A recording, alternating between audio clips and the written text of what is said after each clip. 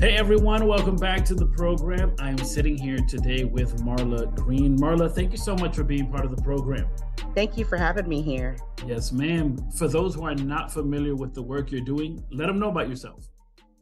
So, yeah, I'm a nurse practitioner and I conduct continuing education events for nurse practitioner, nurses, clinical nurse, clinical nurse.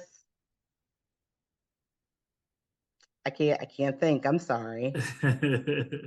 Clinical nurse educators. Okay, there we go.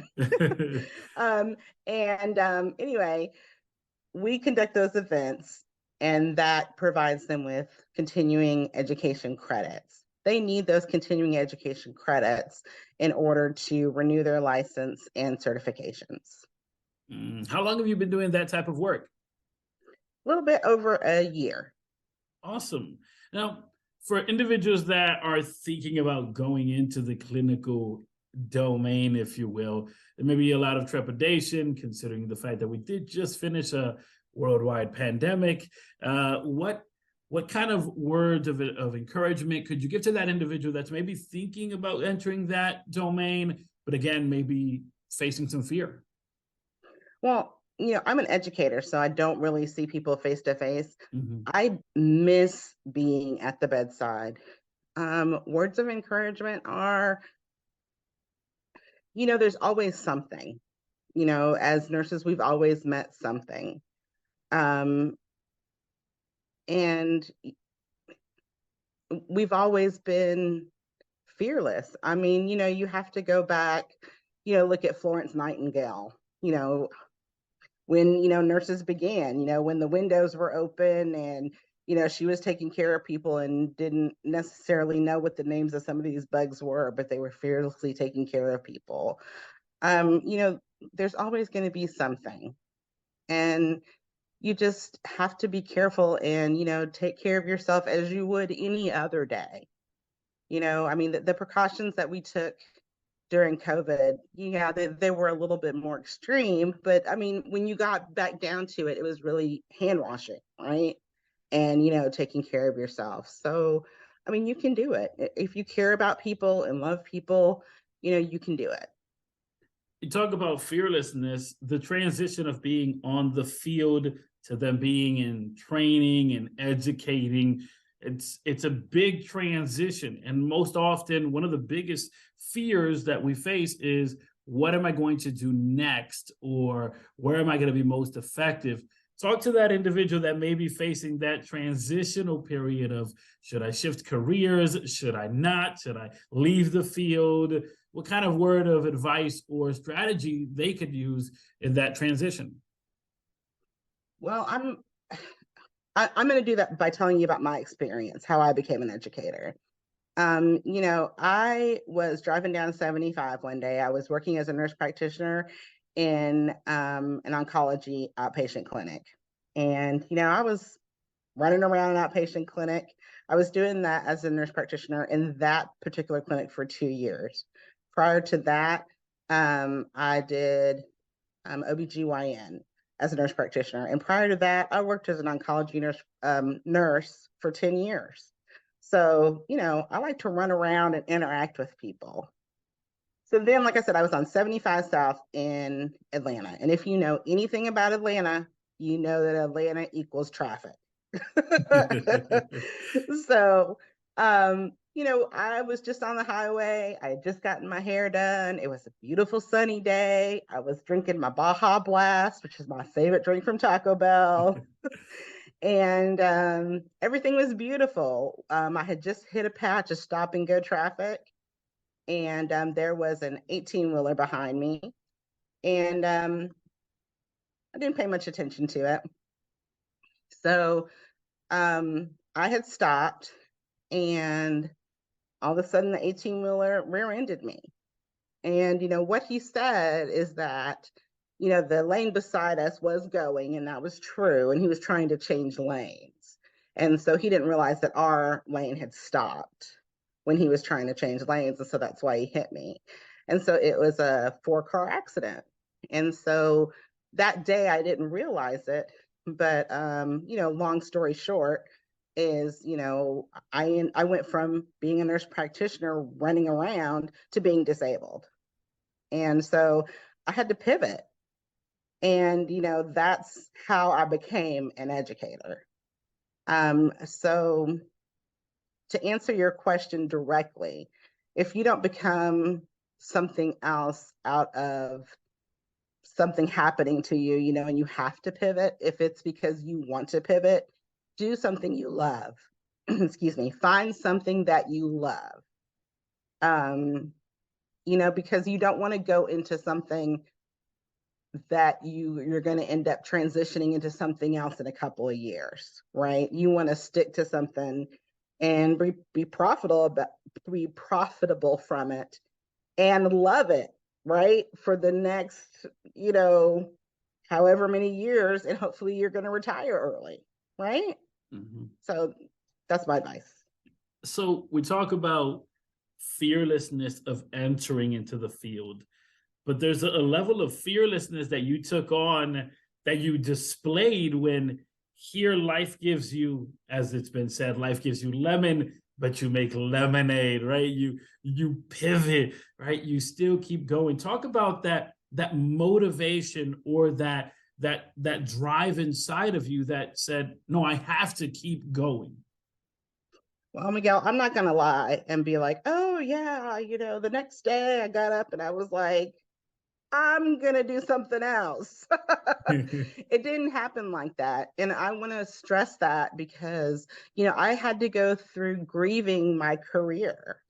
I, went through depression. I went through who am I and why in the world, did I check all the boxes that I was supposed to check, and I did everything I was supposed to do. And then why did this still happen to me? I had to go through all of that. And I want to say that because, it's okay to do that. There's nothing wrong with you if you have to go through that period of grief. I think I want to even dare say that it's normal to go through that period of grief. So yeah, I was depressed. I was anxious. I was hopeless. But I was also on the other side of that after months and months of experience in that and giving into the pain and feeling like I could do nothing. I was looking for a job one day, and it was for health coaching. And so I just knew I was going to be a health coach. I was like, yeah, this is something I can do from home. I need this because, we're not making the income that, I want to make. Mm-hmm. And so I remember talking to this lady, and it quickly became evident to me that I needed to work on myself. Like, I needed to be healthy myself, and not like my body, but like my mind. And, that was the first time that I was like, oh, personal development.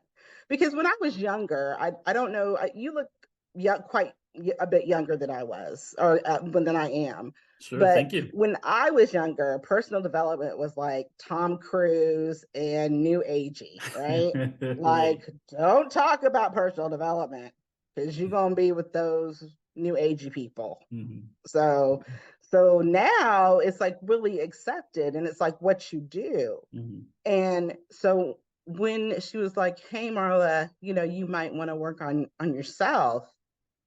And she said it much more eloquently than that. Then I was like, it was like a light bulb moment. And I was like, okay, yeah, I do need to work on myself. And I'm so glad I had that conversation because, after that, and after, getting my mind healthy, along with my body, I realized that either I could let the pain control me, or I could control the pain. Mm. Yeah. Well, I'm very appreciative of the transparency that you're presenting your story with, because as you mentioned, oftentimes in that transitional period, like, you can choose your transition and say, I'm going to make this move, or B, life will force you to make a transition. And it's very much that life forced you to make a transition, And I just love the transparency, because you're saying, well, yeah, it sucked. It didn't feel good. And yet you were able to dust yourself off and pivot, and you were able to fearlessly walk into that new stage of your life. Most often individuals talk about at the start of the new year, one or two things. One, either resolutions and setting goals, or two, maybe establishing a one word, and that one word should be the anchor for the entire year. Do you swing any particular way with reference to the new year? Are you maybe more goal setting, writing those down, or are you just one word? Where do you fall into that spectrum? I'm neither. Okay.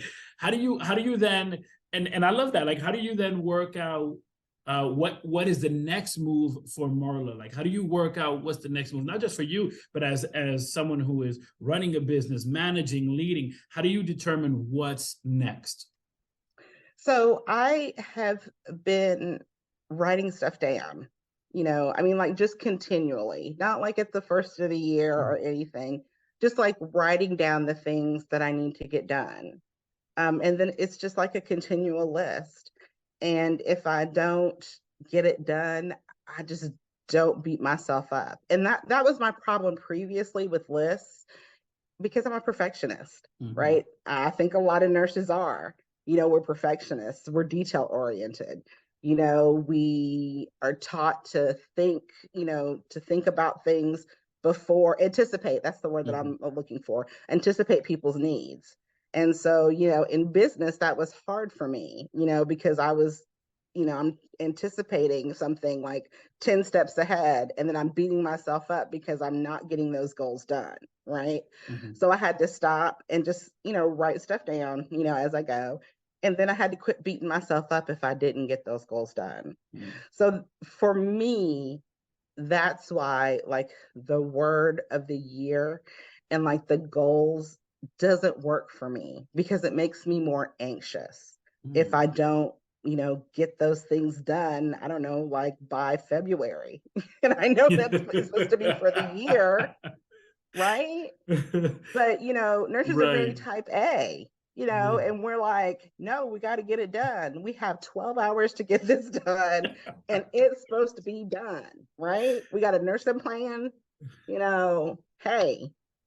So, and the other thing that has been really good for me in business is having a mentor. I can't tell you how amazing having a mentor has been. Yeah. To me, strategy is a defined number of steps to help you obtain a breakthrough moment. And you've spoken about that aha moment when that person said, hey, you got to work on you. You talk about your specific strategy, which is you just go with this running list, and then you show yourself grace. And it's that 1 inch closer to where you want to be, which awesome strategy and awesome realization of yourself.